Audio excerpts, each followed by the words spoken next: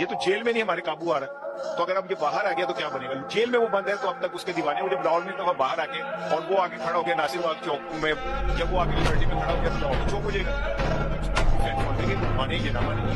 Establishment के जरिए से दोबारा बरसे इक़्तिदार आके तमाम सियासी जमातों का, सियासतदानों का खात्मा करना चाहता है। इस बात से वो पीछे हटे, वो सियासतदान बने, सियासी जमात बने, सियासी जमातों के साथ बैठे।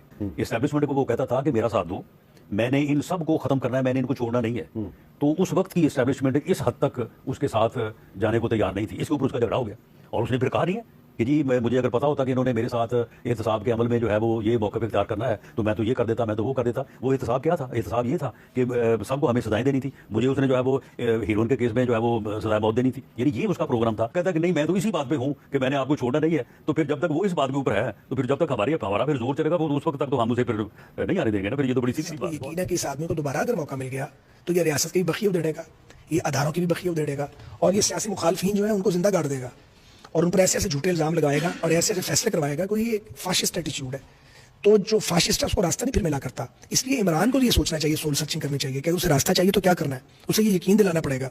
और मैं अपनी जमात से बतौर एहतजाज ये बात करूंगा कि इमरान खान से उसके केसों से उसको बरी करके उससे माजरत क्यों नहीं करते? ये है असल इशू पाकिस्तान का। ये गैर मकबूल फैसला हमने क्यों किया था?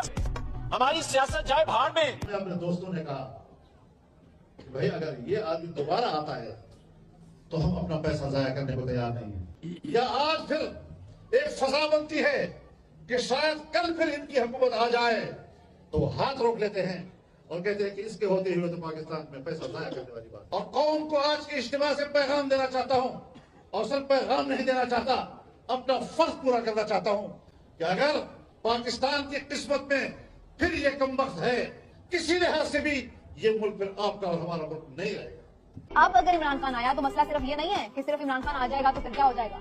मसला ये है कि अब इमरान खान आया तो फिर वो काबू में नहीं आएगा, वो कंट्रोल से बाहर होगा। उसको पता होगा कि वो अवाम की सपोर्ट से आया और यही खतरा है कि सब इस बात पे अब डरे बैठे हैं कि अब वो वापस आया तो फिर नहीं छोड़ेगा। मैं इंशाल्लाह अगर हमारी गवर्नमेंट आएगी मैं तो छोड़ूंगा नहीं, मैं तो पकड़ लूंगा आपको सबको, मैं तो नहीं छोड़ूंगा। इस तरह की ज़बान इस्तेमाल करें और प्राइम मिनिस्टर बड़ी खुशी से मासूम सा चेहरा बना के हंस रहा हो और तमाशा देख रहा हो कि एक पार्लियामेंट के लीडर को जलील कर रहा है और आप इजाजत दे दें और फिर जब वो बोलने लगे तो ये शोर मचा दे। हौसला रखो, दिल को ना रखो, सुनो मेरी बात है। साफ नजर आता है कि इमरान खान ने रियासत के पूरे निजाम को कामयाबी के साथ अपने सामने घुटने टेकने पर मजबूर कर दिया है। ये साबित कर दिया है कि वो पाकिस्तान के सबसे ताकतवर आदमी हैं। कानून उनके ताबे है, रियासती इदारे उनके ताबे हैं।